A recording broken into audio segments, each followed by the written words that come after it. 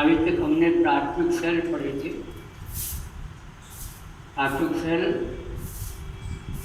जिसमें रासायनिक ऊर्जा विद्युत ऊर्जा में बदलती है। हम द्वितीयक सेल पढ़ेंगे जिसे सेकेंडरी सेल के नाम से भी पुकारते हैं। इसकी परिभाषा, ये वे सेल होते हैं जिनमें पहले विद्युत ऊर्जा रासायनिक ऊर्जा के रूप में संचित की जाती है और जब जरूरत हो, जब आवश्यक हो, तो रासायनिक ऊर्जा को पुनः विद्युत ऊर्जा में बदल देते हैं। इस प्रकार के जो सेल होते हैं ये द्वितीयक सेल होते हैं। उदाहरण के लिए आपके मोबाइल में जो बैटरी है वो द्वितीयक सेल है कि आप उसको आवेशित कर लेते हैं और जब जरूरत होती है तो आप उससे विद्युत ऊर्जा प्राप्त कर लेते हैं। जब विद्युत ऊर्जा समाप्त हो जाती है दोबारा से आवेशित कर लेते हैं। इस प्रकार से वह सेल जिसमें विद्युत ऊर्जा पहले रासायनिक ऊर्जा के रूप में संचित की जाती है और फिर आवश्यक होने पर, जरूरत पड़ने पर रासायनिक ऊर्जा पुनः विद्युत ऊर्जा के रूप में प्राप्त हो जाती है। इस प्रकार के सेल को हम द्वितीयक सेल के नाम से, सेकेंडरी सेल के नाम से पुकारते हैं। द्वितीयक सेल, दो प्रकार के द्वितीयक सेल हमको पढ़ने हैं। एक सीसा संचायक सेल कहलाता है, इसे लेड एक्यूमुलेटर भी कह लेते हैं, इसे अम्लीय संचायक सेल भी कहते हैं और इसको प्लांटे ने सबसे पहले बनाया था, प्लांटे नाम के वैज्ञानिक ने, और फोरे नाम के वैज्ञानिक ने इसमें संशोधन किया था, इसलिए सेल को प्लांटे फोरे सेल के नाम से भी पुकारा। दूसरे प्रकार का क्षारीय संचायक सेल, इसको लेड एक्यूमुलेटर, एल्कली एक्यूमुलेटर के नाम से पुकारते हैं। एडिसन ने इसे बनाया था, इसलिए सेल को एडिसन सेल के नाम से भी पुकारते हैं। तो पहला पढ़ेंगे अभी सीसा संचायक सेल, लेड एक्यूमुलेटर या अम्लीय संचायक सेल या प्लांटे फोरे सेल। चित्र बनाया हुआ इस सेल का, इसमें कांच के एक पात्र है। कांच के पात्र में सल्फ्यूरिक अम्ल लिया है। सल्फ्यूरिक अम्ल शुद्ध होना चाहिए पहली बात। इसका 20% जली घोल है। जल भी आसुत जल, डिस्टिल्ड वाटर, आसुत जल में, और 20% शुद्ध H2SO4 मिला के, और ये विद्युत अवघट यहाँ पे बनाया जाता है। तो पात्र में, कांच के बर्तन में यही H2SO4 का 20% जल भरा हुआ है। इसमें दो प्लेटें, जिनमें एक को एनोड A से प्रदर्शित करा है, दूसरे को कैथोड C से प्रदर्शित करा है। ये दोनों शीशे की प्लेटें।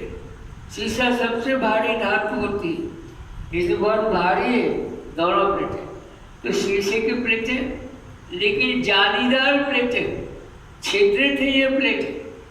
इनकी जो जाली है बीच में, उस जाली में सल्फ्यूरिक अम्ल और PbO माने लिथार्ज, इसका पेस्ट बना लिया, और पेस्ट माने लुगदी बना के जाली में भर देते। दोनों शीशे की प्लेटें हैं, लेकिन जालीदार है, छिद्रित हैं। इनकी जाली में क्या भरा है?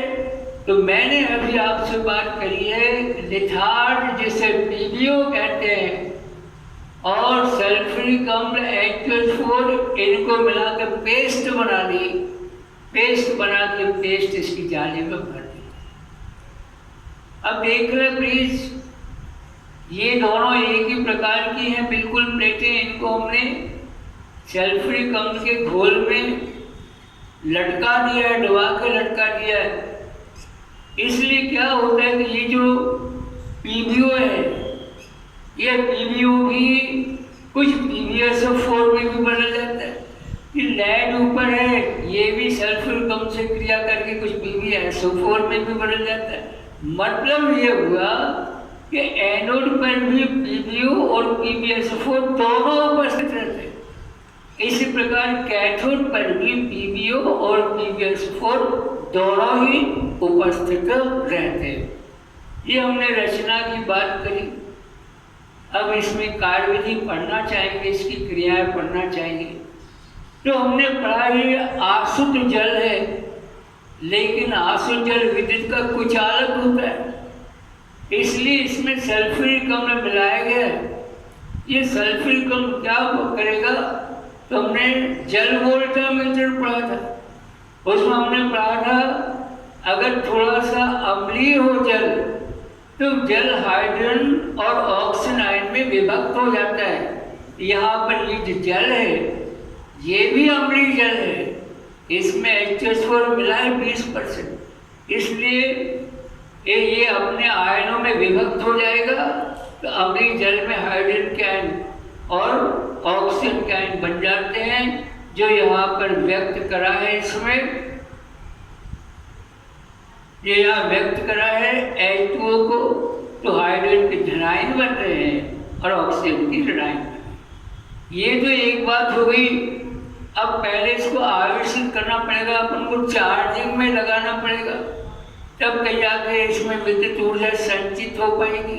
चार्जिंग में कैसे लगाएं कि जिस पर एनोड लिखा है या जिस पर धन का चिन्ह बना है, इसे डीसी बैटरी के धनसिरे से जोड़ देंगे, किसी दूसरी डीसी बैटरी के धनसिरे से जोड़ देते हैं, और जो ऋण चिन्ह जहाँ बना हुआ है कैथोड C, इसको बैटरी के ऋण सिरे से जोड़ देते हैं। ये वाई बैटरी है, ये डीसी बैटरी होना चाहिए। तो इस प्रकार से ये जो हम चार्जिंग की क्रिया प्रारंभ कर देते हैं। तो चार्जिंग की क्रिया में वाई डीसी बैटरी से एनोड माने धन प्लेट को उस बैटरी के धन सिरे से और कैथोड C को उस बैटरी के ऋण सिरे से जोड़ते हैं। ऐसा करने से आवेशन की क्रिया, चार्जिंग की क्रिया प्रारंभ हो जाती है। अब देखिए अपन चार्जिंग होने लगेगा, मतलब जो विद्युत ऊर्जा है बैटरी की वो इसमें संचित होने लग जाएगी, इसके अंदर सेल के अंदर संचित होने लग जाएगी। वो बात अपन कुछ क्रियाओं की सहायता से समझना चाहते हैं। तो आवेशन की क्रिया में सेल की धन प्लेट एनोड को वाई डीसी बैटरी के धनसिरे से और कैथोड C को उस बैटरी के ऋण सिरे से जोड़ देते हैं। माने धन को धन सिरे से बैटरी के, ऋण को बाहरी बैटरी के ऋण सिरे से जोड़ देते हैं अपन। अब एनोड पर क्रिया देखिए अपन, ये एनोड रहा, एनोड ये जो प्लेट रही, इसमें कौन कौन सी चीजें उपस्थित है हमने पढ़ लिया। PbO भी उपस्थित है सदैव और PbSO4 भी उपस्थित है, यही बात दूसरी प्लेट की। अब देखिए अपन एनोड पर क्रिया में क्या होगा, तो एनोड पर ये ऋण आयन जाएंगे और एनोड को अपने इलेक्ट्रॉन समर्पित कर देंगे। इस प्रकार से जो एनोड है इस पर ऋण आवेश आना शुरू हो जाएगा, ऋण आवेश संचित होना प्रारंभ हो जाएगा। तो एनोड पर ये ऑक्सीजन के ऋण आयन जाएंगे, अपने ऋण आवेश इस इलेक्ट्रोड एनोड को समर्पित करते चले जाएंगे, ये उदासीन हो जाएंगे। अब एनोड पर कौन कौन सी चीजें हैं, तो PbO भी है और PbSO4 भी है। ये PbO से क्रिया करेंगे, उसे PbO2 में बदल देंगे। इस प्रकार से जो PbO है अब आवेशन की क्रिया में PbO2 में बदल रहा है। इसी प्रकार एक चीज और अभी तो यहाँ पर अभी PbSO4 भी है, ये भी देखिए इसका क्या होगा, तो PbSO4 को भी ऑक्सीजन प्राप्त होंगे आयन, जो उदासीन होकर ऑक्सीजन मूलक के रूप में हो जाएंगे। यहाँ पर पानी भी उपस्थित है, एक पानी का अणु भी जुड़ जाएगा और ये मिलकर PbO2 बनाएंगे और H2SO4 बनाएंगे। इस प्रकार चार्जिंग की क्रिया जब पूरी हो जाती है, ये जो एनोड है ये पूरी तरह से PbO2 में बदल जाता है। देख लें PbO भी PbO2 में बदला है, और इसका जो PbSO4 है वो भी PbO2 में बनता है। लेकिन साथ में कुछ बात और भी हुई है जिन पर विचार करें। इस पर लगातार ऋणावेश भी संचित होता चला जा रहा है, एक बात। दूसरी बात, इसमें सल्फ्यूरिक अम्ल बनता चला जा रहा है, यहाँ सल्फ्यूरिक अम्ल इकट्ठा हो रहा है, माने सल्फ्यूरिक अम्ल का आपतित घनत्व बढ़ रहा है। ये आवेशन की क्रिया में हमने देखा है जो एक इलेक्ट्रोड है इस पर आवेश संचित होता चला जा रहा है, और साथ साथ क्या हो रहा है, यहाँ पर सल्फ्यूरिक अम्ल भी आ रहा है, यहाँ सल्फ्यूरिक अम्ल का आवेश घनत्व भी बढ़ता चला जा रहा है। ये हमने क्रिया पढ़ी है। ये अभी एनोड की बात करी अपन, इस वाले एनोड की बात करी हम कैथोड की भी तो बात करेंगे यहाँ पर। लेकिन कैथोड में क्या है, जिस प्रकार से एनोड की प्लेट पर PbO और PbS4 दोनों मौजूद हैं, ठीक इसी प्रकार से कैथोड पर भी PbO और PbS4 दोनों मौजूद हैं, तो दोनों प्लेटें बिल्कुल एक समान। हम देखें क्या होगा, तो कैथोड पर इन दोनों आयनों में से कौन सा आयन जाएगा, तो हमको क्लियर है कि दोनों में से हाइड्रोजन के आयन ये कैथोड पर जाएंगे। ठीक है, कैथोड पर जाएंगे, देखने अपन कैथोड पर जाएंगे तो कैथोड से इलेक्ट्रॉन प्राप्त कर लेंगे। अब ये कैथोड जो है ये जो इलेक्ट्रॉन दे रहा माने इस पर इलेक्ट्रॉन की कमी होती जा रही है, इलेक्ट्रॉन की कमी होती जा रही है, मतलब इसके ऊपर लगातार धनावेश संचित होते चले जा रहा है। इस प्रकार से कैथोड पर धनावेश इकट्ठे होते चले जा रहे हैं। लेकिन यहाँ देखने अपन ये हाइड्रोजन ने इलेक्ट्रॉन ले ली कैथोड से और खुद उदासीन है, तो कैथोड पर धनावेश भी आ रहा है और यहाँ पर हाइड्रोजन गैस भी पहुंच रही है। ये हाइड्रोजन क्या करेगी, इसको अवकलन कर देगी, ये PbO इसको भी Pb में बदल देगी और PbS4 को भी Pb में बदल देगी, जिन समीकरणों की सहायता से अपन देख सकते हैं PbO प्लस H2 ये लैड में बदलेगा और पानी का अणु प्राप्त हो रहा है हमको, और यहाँ पर PbS4 भी है, PbS4 इस पर भी हाइड्रोजन गैस पहुँचती है, ये भी Pb में बदल जाता है और H4 बनता है। इस प्रकार से जब आवेशन पूरा हो जाता है तो यहाँ पर सल्फ्यूरिक अम्ल बढ़ रहा है, अपन देखा सल्फ्यूरिक अम्ल बढ़ रहा है। जब ये यहाँ पर द्रव है विद्युत अपघट, जब इसका आपेक्षिक की घनत्व 1.24 हो जाए तो क्रिया पूर्ण हो जाती। इससे ज़्यादा आवश्यक नहीं करना चाहिए, नहीं तो सेल स्थायी रूप से खराब हो जाता है। जब आपेक्षिक घनत्व 1.4 हो जाएगा यहाँ पर, तब क्या होगा, इस सेल का विद्युत वाहक बल 2.2 वोल्ट हो जाता है। जब इतना आपेक्षिक घनत्व होता है तब मीटर से हम देखें वोल्ट मीटर से, तो सेल का विद्युत वाहक बल 2.2 वोल्ट हो चुका होता है। इससे ज़्यादा आवश्यक नहीं करना चाहिए, अन्यथा हमारा सेल स्थायी रूप से खराब हो सकता है। तो हमने देखा आवेशन में चार्जिंग की क्रिया पूर्ण होती, तो कौन कौन सी दो बातें हो गई। ये जो हमारा एनोड था, ये एनोड पूरी तरह से PbO2 में बदल चुका है, और जो कैथोड था ये कैथोड पूरी तरह से लैड में बदल चुका है। लेकिन कुछ और भी हुआ है कि कैथोड पर लगातार धनावेश संचित हुए, एनोड पर लगातार ऋणावेश संचित हुए। इस प्रकार से हमने जो DC बैटरी से इसको ऊर्जा दी थी, वो ऊर्जा संचित हो गई है विद्युत आवेशों के रूप में, विद्युत ऊर्जा के रूप में संचित हो गई है। ये हमने आवेशन की बात पढ़ी है, अभी हम निरावेशन की क्रिया भी पढ़ना चाहिए। अब हम सेल के निरावेशन की क्रिया पढ़ेंगे। निरावेशन की क्रिया जिसे डिस्चार्जिंग प्रोसेस या डिस्चार्जिंग रिएक्शन हम कहेंगे। निरावेशन के लिए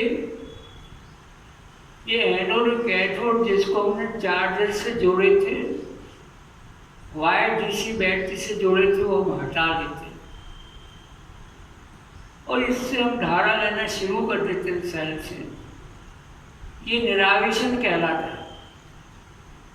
निरावेशन की क्रिया में अब क्या होगा कि जो हमको H2O से जो हमको हाइड्रोजन के धनायन और ऑक्सीजन के ऋणायन मिले थे, अब हाइड्रोजन एनोड पर जाएंगे, हाइड्रोजन आयन एनोड पर जाएंगे। क्यों जाएंगे?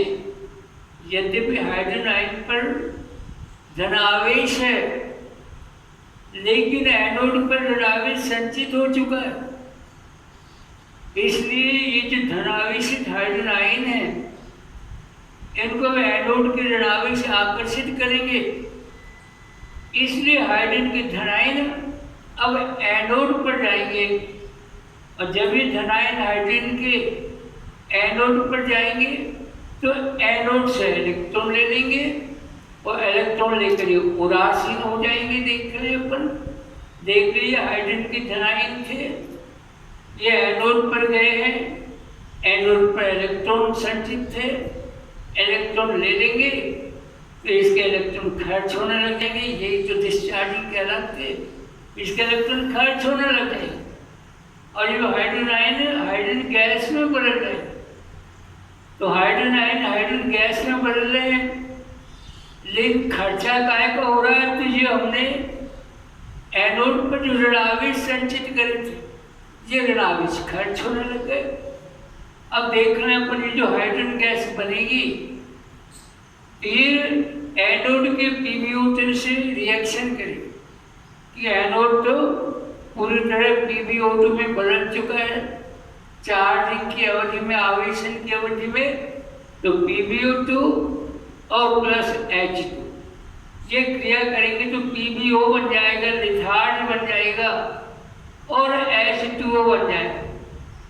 देखिए पानी बन रहा है, मैंने आपकी घनत्व तो घट रहा है, तो PbO2 जो बना था पहले यहाँ आवेशन की अवधि में, वो हाइड्रोजन से क्रिया करके PbO में बदल रहा है। और ये जो Pb है, PbO है, ये आसपास जो सल्फ्यूरिक अम्ल है उससे भी क्रिया करता रहता है और खुद PbSO4 में भी बदलता रहता है। यहाँ भी देख लीजिए आप, PbSO4 भी बन रहा है, पानी भी बन रहा है। पहले भी हमने देखा था PbO2 और हाइड्रोजन की क्रिया में, इसमें भी पानी बन रहा था। इस प्रकार यहाँ पर आपकी घनत्व कम होता चला जाता है सल्फ्यूरिक अम्ल का।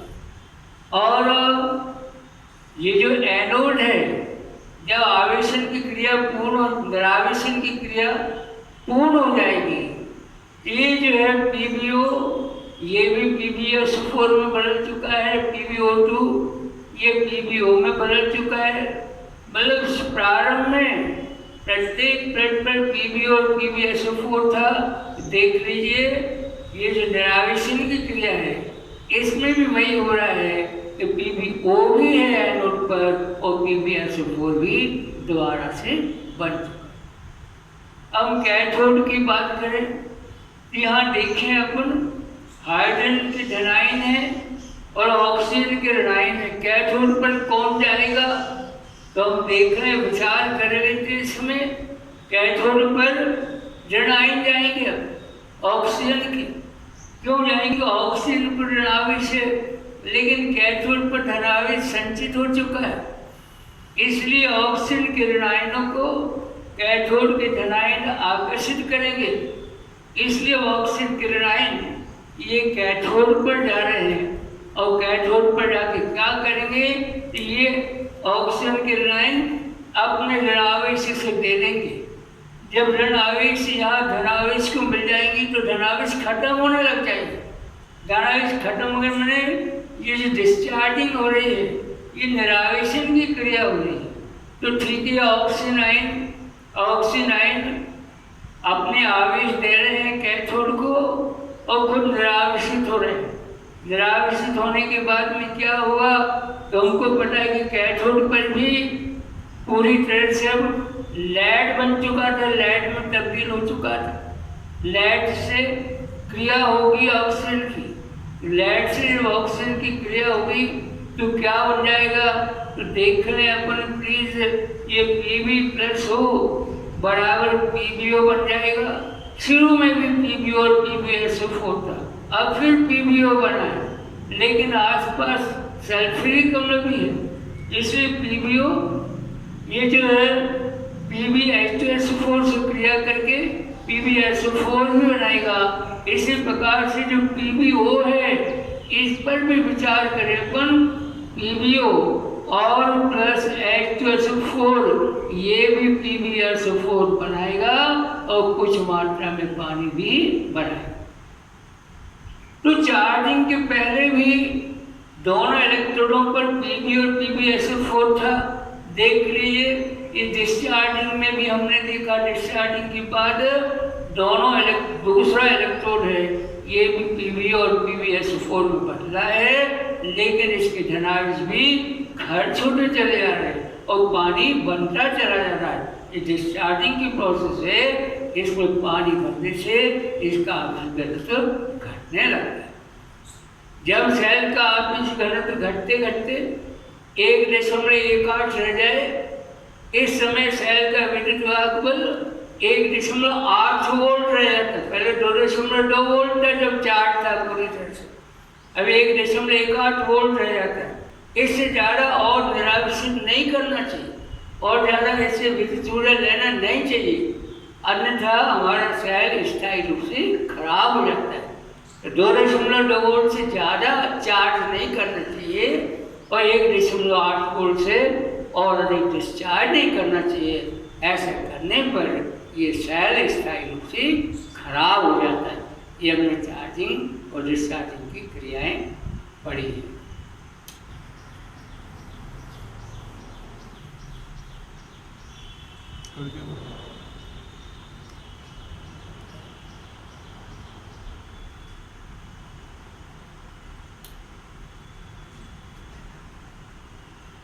ये सीसा संचयक सेल की बात हम लोग कर रहे हैं।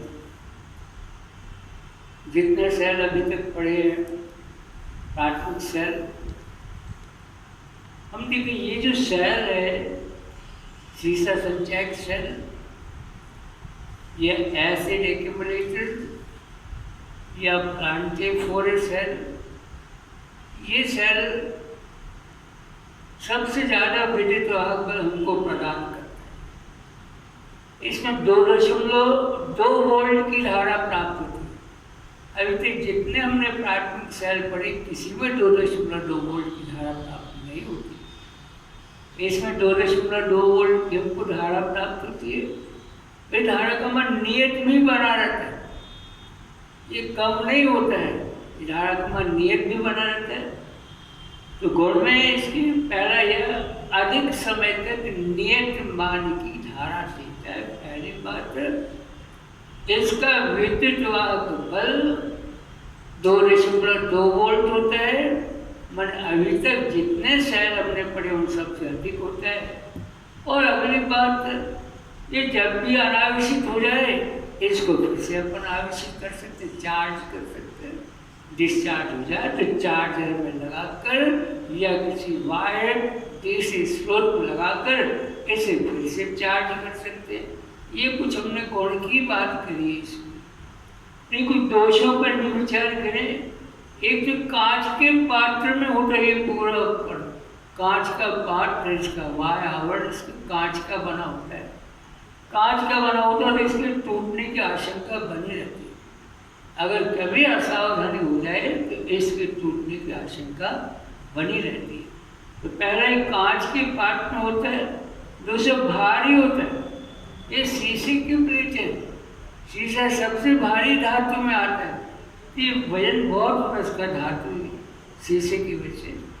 तो हमने देखा एक तो कांच के पात्र में होता है, एक भारी होता है, इसलिए एक स्थान से दूसरे स्थान पर ले जाने में सावधानी रखनी पड़ती है। दूसरा श्रमसाध्य भी होता है, मेहनत भी लगती है, तो श्रमसाध्य भी। अगली बात, ये महंगा उपकरण है, इसमें शीशे का इस्तेमाल है, ये महंगा उपकरण है। दूसरा हमने देखा इसका रख रखाव लगातार करते रहना पड़ता है, ज़्यादा आवश्यक ना हो जाए ये ध्यान रखना पड़ता है, ज़्यादा अनावश्यक ना हो जाए ये ध्यान रखना पड़ता है। और एक बात, अगर इसका उपयोग ना करें, आवश्यक होने के बाद रख दें, तो भी समय समय पे इसमें अपन को आवेशित करते रहना पड़ता है। समय समय पर इसमें आसुत जल मिलाते रहना पड़ता है। तो इसकी रख रखाव हमको सावधानी से करनी पड़ती है। तो ये अपने देखा। और अगली बात, इसकी सामर्थ्य केवल 70% है, माने 30% ऊर्जा इसकी व्यर्थ चली जाती है। जो उपयोगी काम में आना चाहिए वो उपयोगी नहीं आ पाती। केवल 70% ऊर्जा उपयोगी काम में आ पाती है, 30% ऊर्जा इसकी व्यर्थ हो जाती है। ये भी इसका एक दोष हमने देख लिया। उपयोग इसका तो कार वगैरह की बैटरी के रूप में प्रमुख रूप से इसका उपयोग होता है, या प्रयोगशाला में प्रयोग संपन्न करने के लिए इसका उपयोग होता है। तो विशेष रूप से कार आदि की बैटरी के रूप में इसका उपयोग होता है।